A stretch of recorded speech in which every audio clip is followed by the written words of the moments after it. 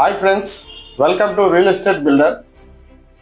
మన real estate builder వాళ్ళు Andhra Pradesh capital అమరావతికి అతి దగ్గరలో పాములపాడులో 100 ఎకరాల మెగా గేటెడ్ కమ్యూనిటీ హౌసింగ్ ప్రాజెక్ట్ని అయితే లాంచ్ చేయడం జరిగింది.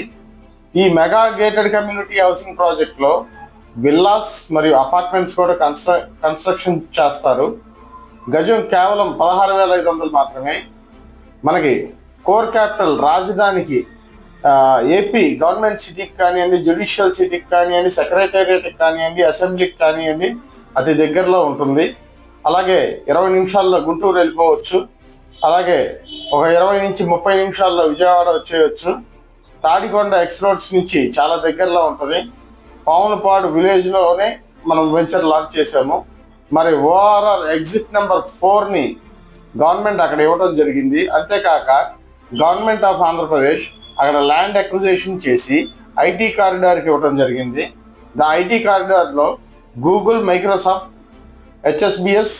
హెచ్ఎస్బిసి బ్యాంక్ వస్తుంది, మరి గూగుల్ వస్తుంది, అలాగే మైక్రోసాఫ్ట్, అమెజాన్, హెచ్ఎస్బిసి బ్యాంక్ లాంటి అగ్రగామి సంస్థలు ఎన్నో వస్తున్నాయి. మరి ఈ సంస్థలన్నిటికి దగ్గరలో ఐటీ జోన్లో ఒక అద్భుతమైన వెంచర్ మన రియల్ ఎస్టేట్ బిల్డర్ వాళ్ళు అయితే ఇవ్వడం జరిగింది. ఈ అవకాశాన్ని మిస్ చేసుకోమాకండి. గజం కేవలం 16,500 రూపాయలు మాత్రమే.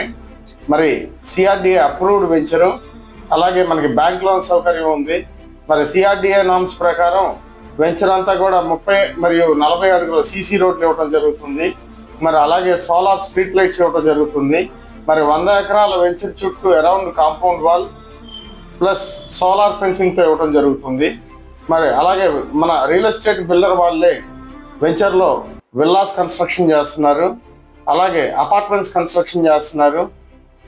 అద్భుతంగా డెవలప్మెంట్స్ అయితే ఉండబోతున్నాయి. ఈ అవకాశాన్ని వినియోగించుకోవాల్సిందిగా కోరుతున్నాము. ఇలాంటి అప్కమింగ్ ప్రాజెక్ట్స్ ఇంకా చాలా వస్తున్నాయి. మరి మన రాజధాని సరౌండింగ్స్లో కానివ్వండి, మన విజయవాడ చుట్టుపక్కల కానివ్వండి అద్భుతమైన ప్రాజెక్ట్స్ మన రియల్ ఎస్టేట్ బిల్డర్ వాళ్ళు ఇచ్చున్నారు. మరిన్ని వివరాల కోసం దయచేసి మమ్మల్ని సంప్రదించండి. మా నెంబర్ స్క్రీన్ మీద డిస్ప్లే అవుతుంది.